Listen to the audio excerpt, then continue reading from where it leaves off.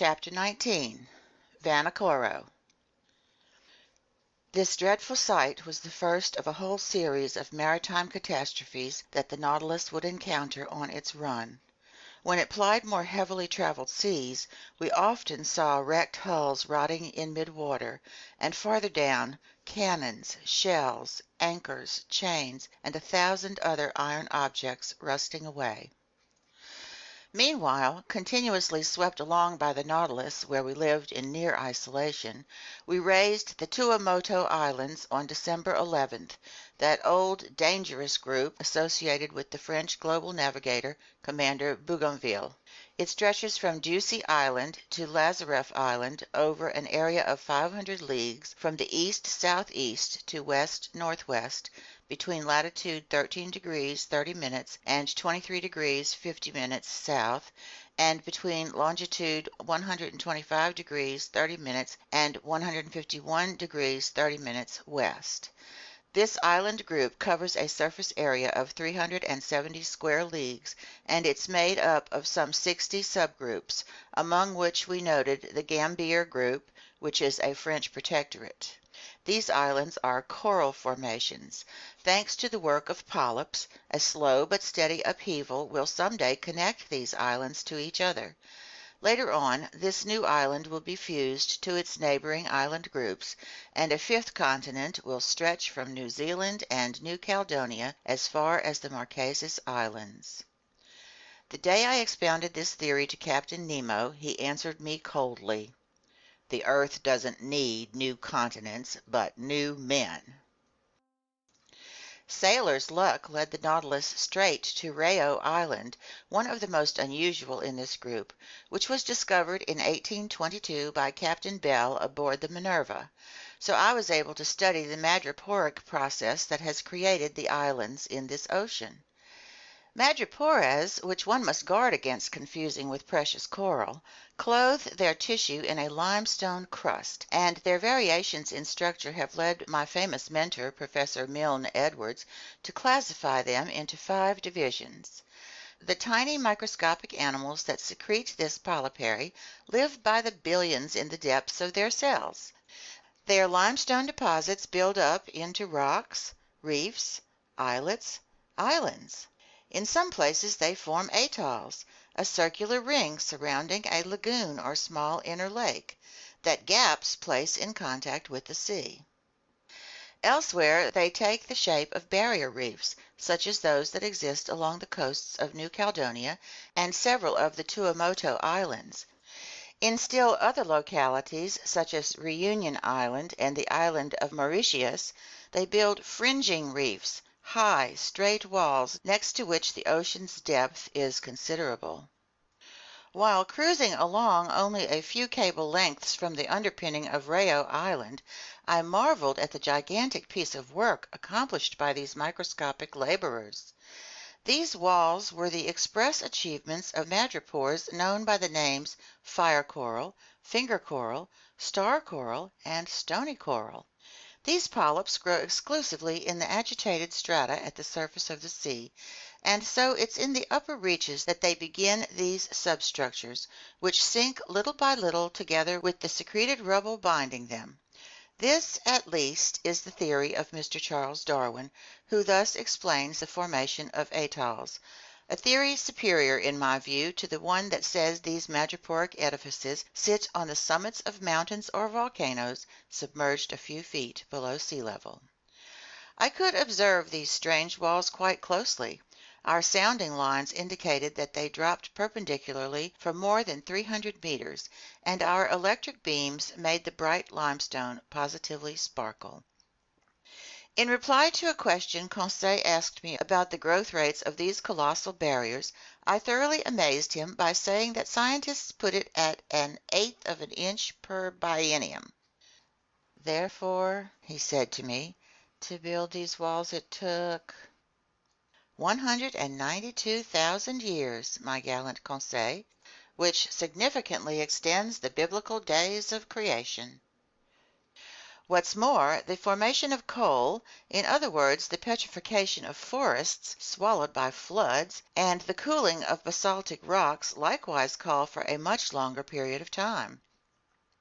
I might add that those days in the Bible must represent whole epochs, and not literally the lapse of time between two sunrises, because according to the Bible itself, the sun doesn't date from the first day of creation. When the Nautilus returned to the surface of the ocean, I could take in Rayo Island over its whole flat, wooded expanse. Obviously, its madreporic rocks had been made fertile by tornadoes and thunderstorms. One day, carried off by a hurricane from neighboring shores, some seed fell onto these limestone beds, mixing with decomposed particles of fish and marine plants to form vegetable humus. Propelled by the waves, a coconut arrived on this new coast. Its germ took root, its tree grew tall, catching steam off the water. A brook was born. Little by little, vegetation spread. Tiny animals, worms, insects, rode ashore on tree trunks, snatched from the islands to windward. Turtles came to lay their eggs. Birds nested in the young trees. In this way, animal life developed, and drawn by the greenery and fertile soil, man appeared. And that's how these islands were formed, the immense achievement of microscopic animals. Near evening, Rayo Island melted into the distance, and the Nautilus noticeably changed course. After touching the Tropic of Capricorn at longitude 135 degrees, it headed west-northwest, going back up the whole intertropical zone. Although the summer sun lavished its rays on us, we never suffered from the heat, because 30 or 40 meters under water, the temperature didn't go over 10 degrees to 12 degrees centigrade. By December 15th we had left the alluring Society Islands in the west, likewise elegant Tahiti, Queen of the Pacific. In the morning I spotted this island's lofty summits a few miles to leeward. Its waters supplied excellent fish for the tables on board: mackerel, bonito, albacore, and a few varieties of that sea serpent named the moray eel. The Nautilus had cleared 8,100 miles. We logged 9,720 miles when we passed between the Tonga Islands, where crews from the Argo, Port-au-Prince, and Duke of Portland had perished, and the island group of Samoa, scene of the slaying of Captain de Langle, friend of that long-lost navigator, the Count de la Pérouse. Then we raised the Fiji Islands, where savages slaughtered sailors from the Union, as well as Captain Bureau, commander of the Darling Josephine out of Nantes, France. Extending over an expanse of 100 leagues north to south, and over 90 leagues east to west, this island group lies between latitude 2 degrees and 6 degrees south, and between longitude 174 degrees and 179 degrees west.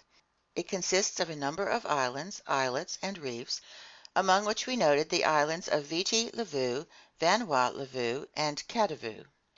It was the Dutch navigator Tasman who discovered this group in 1643, the same year the Italian physicist Torricelli invented the barometer and King Louis XIV ascended the French throne. I'll let the reader decide which of these deeds was more beneficial to humanity. Coming later, Captain Cook in 1774, Rear Admiral d'Entrecasteaux in 1793, and finally Captain Dumont d'Urville in 1827, untangled the whole chaotic geography of this island group. The Nautilus drew near Wailea Bay, an unlucky place for England's Captain Dillon, who was the first to shed light on the long-standing mystery surrounding the disappearance of ships under the Count de la Pérouse. This bay, repeatedly dredged, furnished a huge supply of excellent oysters.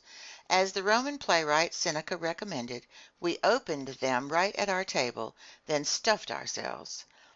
These mollusks belonged to the species known by the name Ostrea lamellosa, whose members are quite common off Corsica.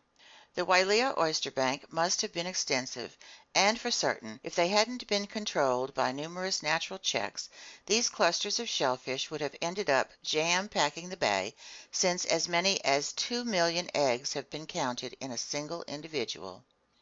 And if Mr. Ned Land did not repent of his gluttony at our oyster fest, it's because oysters are the only dish that never causes indigestion. In fact, it takes no less than 16 dozen of these headless mollusks to supply the 315 grams that satisfy one man's minimum daily requirement for nitrogen.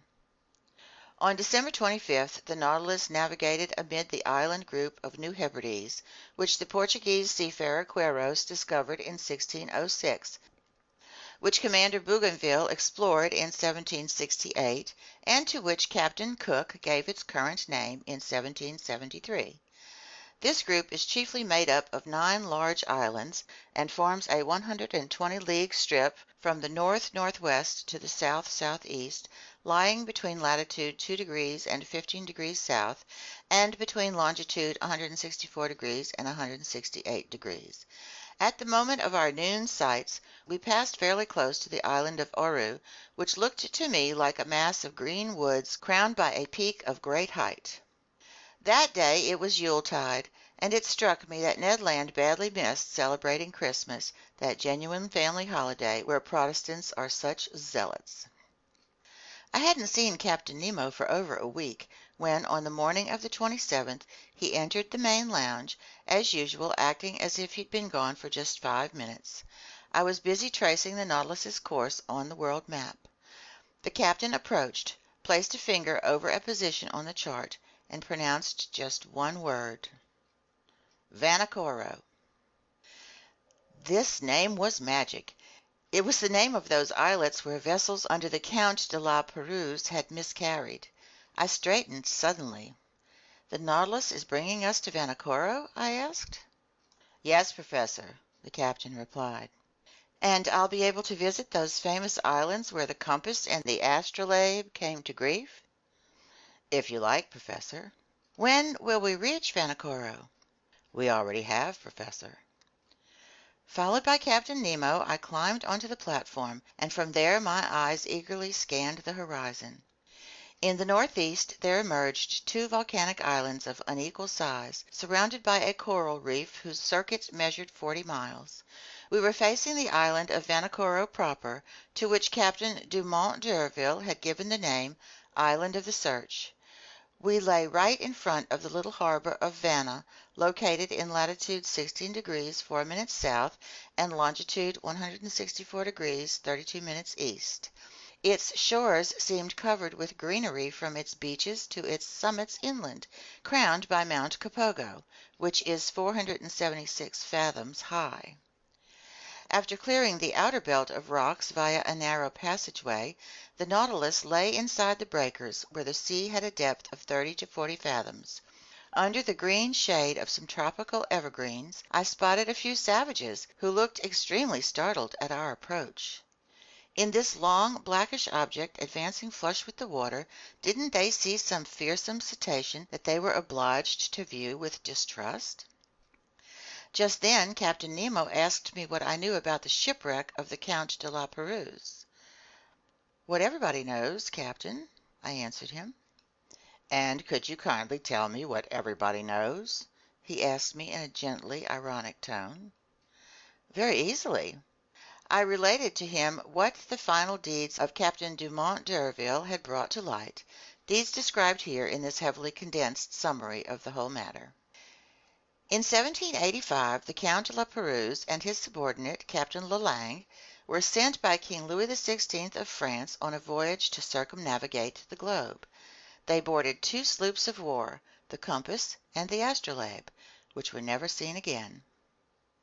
In 1791, justly concerned about the fate of these 2 sloops of war, the French government fitted out 2 large cargo boats, the Search and the Hope, which left Brest on September 28th under orders from Rear Admiral Bruni d'Entrecasteaux. 2 months later, testimony from a certain Commander Bowen, aboard the Albemarle, alleged that rubble from shipwrecked vessels had been seen on the coast of New Georgia. But d'Entrecasteaux was unaware of this news, which seemed a bit dubious anyhow, and headed toward the Admiralty Islands, which had been named in a report by one Captain Hunter as the site of the Count de la Pérouse's shipwreck. They looked in vain. The Hope and the Search passed right by Vanikoro without stopping there, and overall this voyage was plagued with misfortune, ultimately costing the lives of Rear Admiral d'Entrecasteaux, two of his subordinate officers, and several seamen from his crew. It was an old hand at the Pacific, the English adventurer Captain Peter Dillon, who was the first to pick up the trail left by castaways from the wrecked vessels. On May 15, 1824, his ship, the St. Patrick, passed by Tikopia Island, one of the New Hebrides. There a native boatman pulled alongside in a dugout canoe and sold Dillon a silver sword hilt bearing the imprint of characters engraved with the cutting tool known as a burin. Furthermore, this native boatman claimed that during a stay in Vanikoro 6 years earlier, he had seen two Europeans belonging to ships that had run aground on the island's reefs many years before. Dillon guessed that the ships at issue were those under the Count de la Pérouse, ships whose disappearance had shaken the entire world. He tried to reach Vanikoro, where, according to the native boatman, a good deal of rubble from the shipwreck could still be found, but winds and currents prevented his doing so. Dillon returned to Calcutta. There he was able to interest the Asiatic Society and the East India Company in his discovery. A ship named after the search was placed at his disposal, and he departed on January 23, 1827, accompanied by a French deputy. This new search, after putting in at several stops over the Pacific, dropped anchor before Vanikoro on July 7, 1827, in the same harbor of Vanna where the Nautilus was currently floating. There Dillon collected many relics of the shipwreck: iron utensils, anchors, eyelets from pulleys, swivel guns, an 18-pound shell, the remains of some astronomical instruments, a piece of stern rail, and a bronze bell bearing the inscription made by Bazin, the foundry mark at Brest Arsenal around 1785. There could no longer be any doubt. Finishing his investigations, Dillon stayed at the site of the casualty until the month of October. Then he left Vanikoro, headed toward New Zealand, dropped anchor at Calcutta on April 7, 1828, and returned to France, where he received a very cordial welcome from King Charles X. But just then the renowned French explorer Captain Dumont d'Urville, unaware of Dillon's activities, had already set sail to search elsewhere for the site of the shipwreck. In essence, a whaling vessel had reported that some medals and a cross of St. Louis had been found in the hands of savages in the Louisade Islands and New Caledonia. So Captain Dumont d'Urville had put to sea in command of a vessel named after the astrolabe. And just 2 months after Dillon had left Vanikoro, Dumont d'Urville dropped anchor before Hobart. There he heard about Dillon's findings, and he further learned that a certain James Hobbs, chief officer on the Union out of Calcutta, had put to shore on an island located in latitude 8 degrees 18 minutes south and longitude 156 degrees 30 minutes east, and had noted the natives of those waterways making use of iron bars and red fabrics. Pretty perplexed, Dumont d'Urville didn't know if he should give credence to these reports, which had been carried in some of the less reliable newspapers. Nevertheless, he decided to start on Dillon's trail. On February 10, 1828, the new astrolabe hove before Tikopia Island, took on a guide and interpreter in the person of a deserter who had settled there, plied a course toward Vanikoro, raised it on February the 12th, sailed along its reefs until the 14th, and only on the 20th dropped anchor inside its barrier in the harbor of Vanna. On the 23rd, several officers circled the island and brought back some rubble of little importance. The natives, adopting a system of denial and evasion, refused to guide them to the site of the casualty. This rather shady conduct aroused the suspicion that the natives had mistreated the castaways, and in truth, the natives seemed afraid that Dumont d'Urville had come to avenge the Count de la Pérouse and his unfortunate companions. But on the 26th, appeased with gifts and seeing that they didn't need to fear any reprisals, the natives led the chief officer, Mr. Jacquinot, to the site of the shipwreck. At this location, in 3 or 4 fathoms of water between the Payou and Vanna reefs, there lay some anchors, cannons, and ingots of iron and lead, all caked with limestone concretions. A launch and whaleboat from the new astrolabe were steered to this locality, and after going to exhausting lengths, their crews managed to dredge up an anchor weighing 1,800 pounds, a cast iron 8-pounder cannon, a lead ingot, and 2 copper swivel guns. Questioning the natives, Captain Dumont d'Urville also learned that after La Pérouse's 2 ships had miscarried on the island's reefs, the Count had built a smaller craft, only to go off and miscarry a second time. Where? Nobody knew. The commander of the new astrolabe then had a monument erected under a tuft of mangrove, in memory of the famous navigator and his companions. It was a simple quadrangular pyramid, set on a coral base, with no ironwork to tempt the natives' avarice. Then Dumont d'Urville tried to depart, but his crews were run down from the fevers raging on these unsanitary shores, and, quite ill himself, he was unable to weigh anchor until March 17th. Meanwhile, fearing that Dumont d'Urville wasn't abreast of Dillon's activities, the French government sent a sloop of war to Vanikoro, the Bayonnaise, under Commander Legourat de Tromelin, who had been stationed on the American west coast.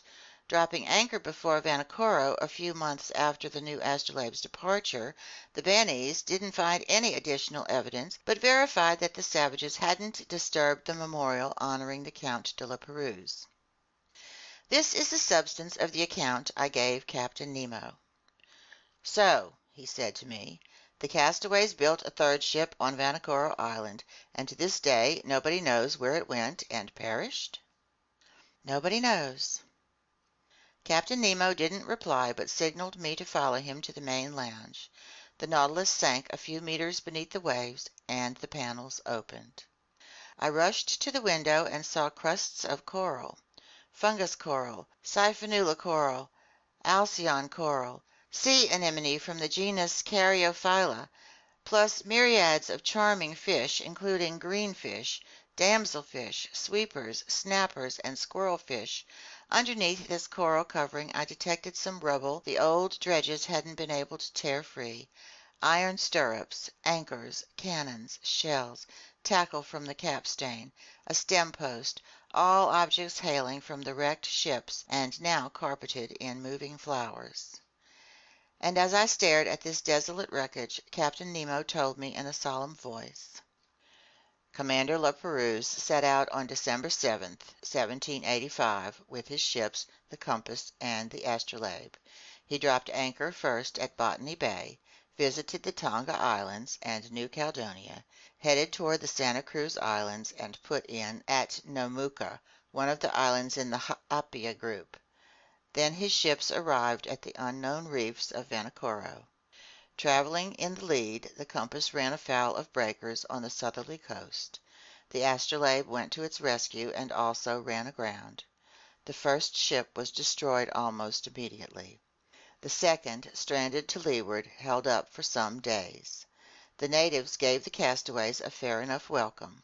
The latter took up residence on the island and built a smaller craft with rubble from the 2 large ones. A few seamen stayed voluntarily in Vanikoro. The others, weak and ailing, set sail with the Count de la Pérouse.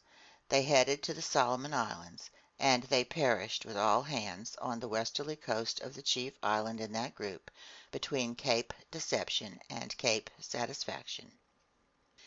"And how do you know all this?" I exclaimed. "Here's what I found at the very site of that final shipwreck." Captain Nemo showed me a tin box, stamped with the coat of arms of France and all corroded by salt water. He opened it, and I saw a bundle of papers, yellowed but still legible. They were the actual military orders given by France's Minister of the Navy to Commander La Pérouse, with notes along the margin in the handwriting of King Louis XVI. "Ah, what a splendid death for a seaman!" Captain Nemo then said. "A coral grave is a tranquil grave, and may Heaven grant that my companions and I rest in no other." End of Chapter 19.